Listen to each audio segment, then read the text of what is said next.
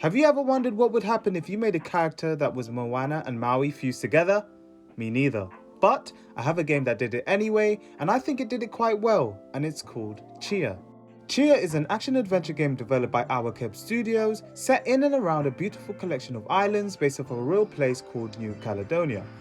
The developers drew inspiration heavily from the people on the islands, and this is reflected in the gameplay. You will play as the main character Tchia, who is a princess with the ability to soul jump to objects and animals in the game, which is just a fancy way to say possess. Her father has been captured by an evil god Miavora, and it's up to you and the people you meet along the journey to rescue him. You might be thinking, oh, I bet you can only soul jump to a couple animals and things in the world, and you could not be more wrong. From birds to cats, to locusts to fish, to rocks to coconuts, there are a bunch of things to soul jump to which made the game more interesting than personally I thought it could be. You mainly use these possessions to help you with missions in the game, and these missions often require you to collect different materials or items around the islands. From navigating underwater to find clams for pearls, or soaring in the sky to avoid tricky terrain, you'll be using that soul jump ability a lot. The chances are whilst doing the missions, you'll come across Miavora's minions, and the only way to fight them is by throwing explosives at them, utilising the soul jump ability. This has got to be one of the most unique ways to fight an enemy that I've come across out of all the games I've ever played, and for the earlier part of the game, this was enjoyable. Outside of the missions, there are a bunch of other things to do around the islands. Playing music is a key component in this game and takes several forms.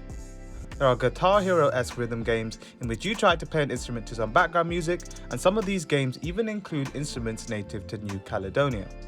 At campfires around the islands where you can eat traditional food and rest, you can also play your ukulele in free play mode, so for you music lovers out there, you're going to enjoy these aspects of the game. If you're not a fan of rhythm games, don't worry though, because you can have fun with the mini games in Tchia. In the rock balancing game, you stack a bunch of rocks on top of each other, and if you reach a certain height, you're rewarded with magical effects for your ukulele. In the totem mask minigame, you try to carve out an exact copy of the totem mask shown in the drawing, and if you manage to do this, you're able to get a soul fruit which permanently increases the size of your soul gauge. Increasing your soul gauge allows you to soul jump for even longer, which will definitely come in handy later on in the game. Later on in the game, you gain access to a film camera that you can use to take pictures of basically whatever you want to in the game. There are also a variety of filters you can apply and develop, which I think was a cool feature.